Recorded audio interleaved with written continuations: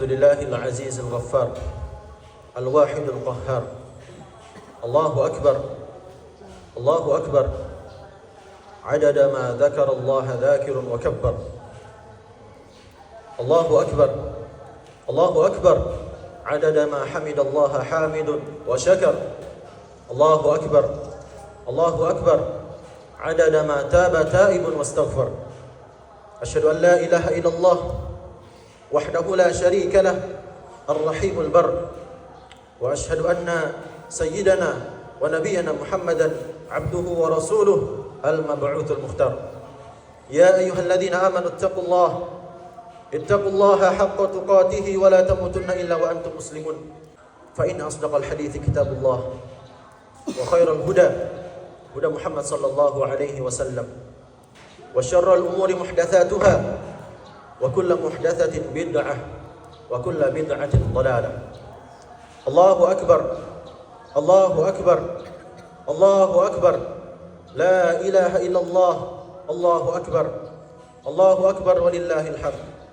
Ma'asyiral muslimin, jamaah salat Idul Adha yang dimuliakan Allah tabaraka wa taala. Hari ini Idul Adha adalah cermin bagi diri kita, adalah momentum bagi diri kita untuk melihat sejauh mana perhatian kita terhadap persatuan dan kasih sayang. Idul Adha merupakan momentum bagi kita, bagi rumah tangga, sejauh mana keharmonisan yang ada di dalamnya. Bagaimana seorang istri taat kepada suaminya, suami menjalankan hak dan kewajiban istrinya, dan anak patuh terhadap kedua orang tuanya. Ibadallah, berbicara tentang Idul Adha, maka tidak lepas dari sosok Nabi yang mulia, kekasih Allah Jalla wa Ala, Nabi Ibrahim alaihi salam, yang Allah Subhanahu wa taala gambarkan, laqad kana lakum uswatun hasanatun fi Ibrahim walladzina ma'ah. Sungguh dalam diri Ibrahim dan orang-orang yang bersama dengannya ada suri tauladan yang baik bagi kalian. Kita lihat bahwa Nabi Ibrahim adalah contoh keluarga yang sakinah, mawaddah warahmah. Kita ingat ketika Nabi Ibrahim meninggalkan Hajar di tempat yang tidak berpenghuni dan tidak ada bekal makanan di sana. Sekiranya Hajar mengedepankan emosinya sebagai wanita, dia marah ketika ditinggal suaminya, maka tidak akan ada Zam-Zam hingga hari ini. Seandainya Nabi Ibrahim tidak menceritakan mimpinya kepada anak dan istrinya, bahwa ia diperintah untuk menyembelih anak satu-satunya atas dasar sayang kepada anaknya. Seandainya Ismail menolak mimpi ayahnya karena alasan cinta kepada dirinya dan kepada hidupnya. Kalau seandainya Hajar menolak mimpi suaminya dan ridho anaknya untuk disembelih atas dasar cinta kepada anak satu-satunya yang dinantikan selama bertahun-tahun lamanya, maka tentu kisah yang sampai kepada kita akan berbeda. Tidak seindah yang sampai kepada kita. Ibadallah, ibadallah, kaum muslimin, jamaah salat Idul Adha yang dirahmati Allah Subhanahu wa taala. Kemudian di momen Idul Adha ini, ibadallah, menjadi momentum bagi kita untuk melihat sejauh mana kita menciptakan dan mempertahankan sebuah kesatuan, sebuah ukhuwah Islamiyah. Ibadallah, pada hari yang sama, pada 14 abad yang lalu, Nabi kita sallallahu alaihi wasallam berkata kepada para sahabat. Beliau sallallahu alaihi wasallam bertanya kepada para sahabatnya, "Ayyu yaumin hadza?" Hari apa ini? Maka para sahabat radhiyallahu anhum mengatakan, ini adalah hari yang mulia di mana dosa-dosa dilipat gandakan, begitupun dengan pahala di sisi Allah. Kemudian beliau bertanya, "Wa ayyu syahrin hadza?" Bulan apa ini? Sahabat pun menjawab, ini adalah bulan yang mulia, bulan Zulhijjah, salah satu dari 4 bulan yang haram. Dan Nabi bertanya dengan pertanyaan terakhir, "Wa ayyu baladin hadza?" Negeri apakah ini?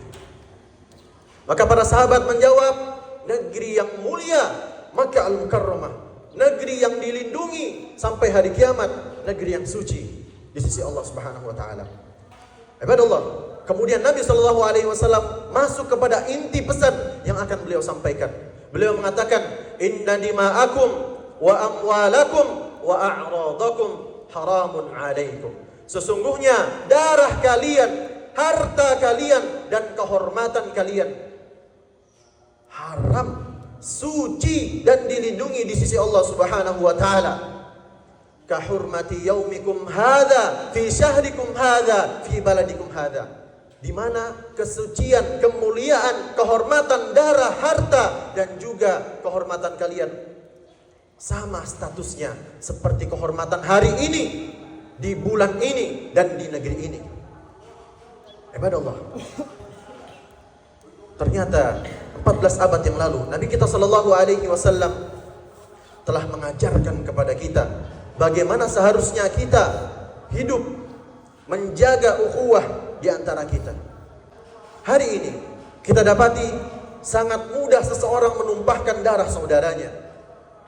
Padahal Allah tabaraka wa taala dan Rasul sallallahu alaihi wasallam memfokuskan dalam hal tersebut, yaitu menjaga darah kaum muslimin. Kita dilarang untuk menyakiti kaum muslimin, apalagi sampai meneteskan darahnya. Jangankan kaum muslimin, ibadallah, non muslim saja yang dia memiliki perjanjian damai dengan pemerintah kaum muslimin, yang dia dijamin darahnya dan keselamatannya di negeri kaum muslimin, itu haram ditumpahkan darahnya, haram disentuh. Nabi sallallahu alaihi wasallam mengatakan, "Man qatala mu'ahadan lam yarah raihatal jannah." Siapapun yang membunuh seorang kafir tetapi dia memiliki perjanjian aman, damai, dijaga darahnya dan kehormatannya oleh pemerintah kaum muslimin, tetapi dia membunuhnya, maka dia tidak akan mencium bau surga sama sekali. Allahu akbar. Ini adalah orang non muslim. Lantas bagaimana jika yang ditumpahkan adalah darahnya orang yang beribadah kepada Allah Subhanahu wa taala? Allah mengatakan, "Wa may yaqtul mu'minan muta'ammida fajaza'uhu jahannamu khalidan fiha wa ghadiballahu 'alaihi wa la'anahu wa a'adda lahu 'adzaban 'azima." Ibadallah, tidak ada ancaman di dalam Al-Qur'an bagi sebuah dosa yang lebih banyak daripada ancaman yang ada dalam ayat ini. Orang yang membunuh kaum muslimin, maka dia akan masuk ke dalam neraka. Dan kita tahu, ibadallah, azab yang paling ringan di dalam neraka akan membuat otak kita mendidih dan kita tidak akan mampu di dalamnya. Tidak sampai di situ, kata Allah Subhanahu wa taala, orang yang membunuh seseorang yang beriman kepada Allah, maka dia akan kekal di dalam neraka. Meskipun kata para ulama ahli tafsir bahwa kekekalan ini adalah ungkapan untuk menyebutkan waktu yang sangat lama di neraka. Kita tahu bahwa seorang muslim tidak akan kekal di neraka. Dia akan diselamatkan dengan tauhid yang ada dalam hatinya. Kemudian Allah murka kepadanya dan Allah laknat hidupnya, dan kelak di akhirat akan disediakan azab yang amat pedih. Maka kebahagiaan seperti apa, kedamaian seperti apa yang diharapkan dari seseorang yang hidupnya telah dibenci, dimurkai dan dilaknat Allah Subhanahu wa taala? Meskipun kita dapati dia berbahagia di dunia, bergelimang dengan harta, tetapi demi Allah hatinya hampa. Demi Allah dia merasa ketakutan. Demi Allah dia tidak bahagia. Allahu akbar. Allahu akbar. La ilaha illallah, Allahu akbar walillahil hamd. Ibadallah. Poin kedua yang menjadi pesan Nabi sallallahu alaihi wasallam bagi kita yang menginginkan kehidupan yang damai, kehidupan dalam ukhuwah Islamiyah, yaitu dengan menjaga harta saudara kita. Menjaga harta saudara kita, tidak mengambil, tidak menyentuh, apalagi sampai merampasnya. Betapa banyak kita mengorbankan kebahagiaan akhirat hanya demi kebahagiaan dunia yang sedikit. Mendapati kesulitan hidup, kemudian kita mengambil harta orang lain. Padahal Nabi SAW telah menjelaskan bahwa dia akan masuk neraka. Bahwa orang yang mengambil harta saudaranya tanpa hak, maka dia akan dimasukkan ke dalam neraka. Allah berfirman sebagai contoh, Innal ladzina ya'kuluna amwalal yatama dzulma innama ya'kuluna fi butunihim nara. Sesungguhnya orang-orang yang mengambil, merampas harta anak yatim dengan kezaliman, sesungguhnya yang dia makan, yang dia masukkan ke dalam perutnya adalah api neraka. Dan kelak di akhirat dia akan dimasukkan ke dalam api yang menyala-nyala. Ibadallah, karena sejatinya daging yang tumbuh dari barang-barang yang haram adalah calon kayu bakar api neraka. Nabi SAW mengatakan, innahu la yarbu lahmun nabata min suh illa kanat an-nar awlabi. Tidaklah daging tumbuh dari harta-harta yang haram kecuali neraka lebih pantas baginya. Ibadallah, kaum muslimin rahmati Allah Subhanahu wa taala. Pesan ketiga dari Nabi SAW, jika kita menginginkan persaudaraan di dalam lingkup Islami, maka jagalah kehormatan saudara kita. Sesama mukmin, sesama muslim kita bersaudara, dan itulah yang diinginkan Allah tabaraka wa taala. Allah mengatakan innamal mu'minuna ikhwah. Sesungguhnya orang-orang yang beriman itu mereka adalah saudara. Itu keinginan Allah. Kita semua adalah saudara. Maka Allah kemudian pada ayat-ayat berikutnya Allah menyebutkan cara-cara, tips-tips agar kita menjadi hamba-hamba Allah yang bersaudara. Yang pertama Allah mengatakan, jangan saling cela, jangan saling ejek satu sama lain. La yaskhar qaumun min qaum asa ayyakunu khairan minhum. Boleh jadi orang yang diejek, orang yang dihina, orang yang dicaci lebih baik daripada orang yang melontarkan kalimat-kalimat buruk itu. Mencaci, menghina, mengumpat, menjelek-jelekan saudara kita adalah salah satu dari perbuatan fasik. Nabi SAW mengatakan, sibabul muslim fusuq. Di antara tanda kefasikan adalah dengan mencela saudara kita yang beragama Islam. Ibadallah, di ayat selanjutnya Allah mengajarkan kepada kita cara agar kita menjadi saudara dalam koridor Islam yang damai. Ya ayyuhalladzina amanu ijtanibu katsiran minadh-dhann. Wahai orang-orang yang beriman, jauhilah prasangka oleh kalian.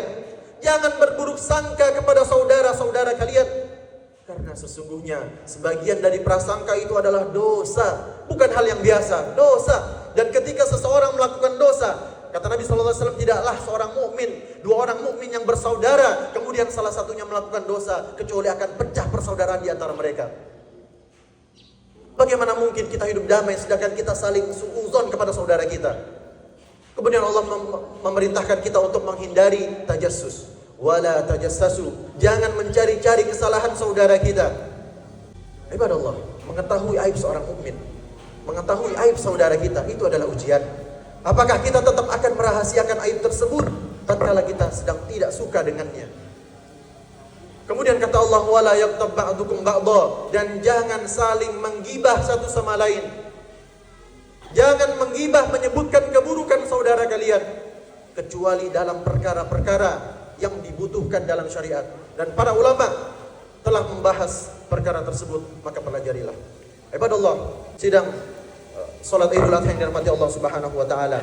Kemudian di antara hal yang harus kita ingat pada hari ini, pada hari Idul Adha, bahwasanya di hari ini juga Allah Subhanahu wa taala telah menyempurnakan agama kita. Allah mengatakan, al-yauma akmaltu lakum dinakum. Hari ini telah aku sempurnakan untuk kalian agama kalian. Maka ibadallah, tidak ada jalan untuk menuju ketakwaan kepada Allah. Tidak ada jalan bagi kita untuk memudahkan kita semakin bertakwa kepada Allah Subhanahu wa taala kecuali dengan mempelajari agama Allah yang sudah sempurna ini. Kecuali dengan mempelajari agama Allah yang sudah sempurna ini, dan ini adalah tempat yang pantas, yang layak, yang tepat bagi kita untuk mempelajari agama Allah. Tetapi bal tu'thirunal hayatad dunya. Banyak dari kita yang lebih mementingkan, lebih mengutamakan kehidupan dunia sehingga tujuan akhirat terlalaikan dari kita.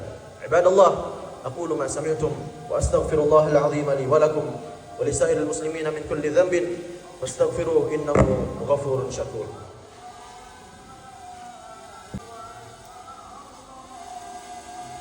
Alhamdulillahi wa kafa Wassalatu wassalamu ala nabiyillahil mustafa Sayyidina wa maulana Muhammadin wa alihi wa sahbihi wa man bi'atharihi iktafa. Kaum muslimin, jamaah salat Idul Adha yang dirahmati Allah Subhanahu wa taala. Dari apa yang sudah kami sampaikan tadi, ternyata dapat kita simpulkan bahwa seluruh kunci yaitu adalah ketakwaan kepada Allah Subhanahu wa taala. Tidak ada cara lain untuk menggapai kebahagiaan suami istri. Tidak ada cara lain untuk menggapai kedamaian, kebahagiaan, ketentraman dalam kehidupan bermasyarakat kecuali dengan menjaga takwa kepada Allah Subhanahu wa taala. Kemudian, sebagai penutup, Nabi kita sallallahu alaihi wasallam senantiasa melakukannya pada hari-hari raya. Beliau mengkhususkan wasiat kepada kaum wanita. Kenapa seorang wanita? Kenapa para wanita secara khusus dinasihati oleh Rasul sallallahu alaihi wasallam? Karena kaum wanita adalah makhluk yang indah, tetapi seringkali menjadi fitnah bagi kaum lelaki. Sebelum menikah, mereka adalah fitnah bagi lelaki yang belum menikah. Dan setelah menikah, mereka merupakan fitnah bagi suaminya. Ibadallah, di malam Mi'raj, ketika Nabi sallallahu alaihi wasallam naik menuju Allah Subhanahu wa taala, diperlihatkan kepada Nabi sallallahu alaihi wasallam surga dan neraka. Ketika melihat neraka, ternyata Nabi sallallahu alaihi wasallam mendapati bahwa mayoritas penduduknya adalah kaum wanita. Oleh karena itu Nabi sallallahu alaihi wasallam memerintahkan para wanita untuk memperbanyak sedekah agar terbebas dari api neraka. Di antara sebab yang banyak menyebabkan wanita masuk ke dalam neraka, kata Nabi sallallahu alaihi wasallam, adalah yakfurnal ashir. Karena mereka banyak ingkar kepada kebaikan-kebaikan suami. Kalau seandainya suami berbuat baik selama 1 tahun penuh, kemudian suami melakukan sebuah kesalahan, maka dia akan mengatakan ma ra'aitu fika khairan qat. Kalaupun dia tidak mengatakannya, dia akan menampakkan dengan perbuatannya seolah-olah suaminya tidak pernah berbuat kebaikan sama sekali.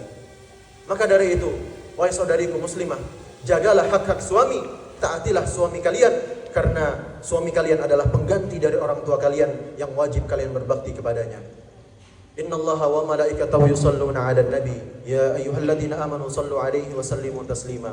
Allahumma ighfir lil muslimina wal muslimat wal mu'minina wal mu'minat al ahya'i minhum wal amwat innaka samii'un qaribun mujibud da'wat. Allahumma ighfir lana dhunubana wa li ikhwanina alladhina sabaquna bil iman wa la taj'al fi qulubina ghillan lil ladzina amanu rabbana innaka ra'ufur rahim. Allahumma ati nufusana taqwaha wa zakkiha anta khairu man zakkaha anta waliyuha wa maulaha. Allahumma arina al-haqqa haqqan warzuqna ittiba'ah wa arina al-batila batila warzuqna ijtinabah. Allahumma ajirna min khizyi ad-dunya wa 'adzabil akhirah wa adkhilna al-jannata ma'al abrar. Rabbana atina fid dunya hasanah wa fil akhirati hasanah wa qina 'adzaban nar. Wa akhiru da'wana alhamdulillahi rabbil alamin. Assalamualaikum warahmatullahi wabarakatuh.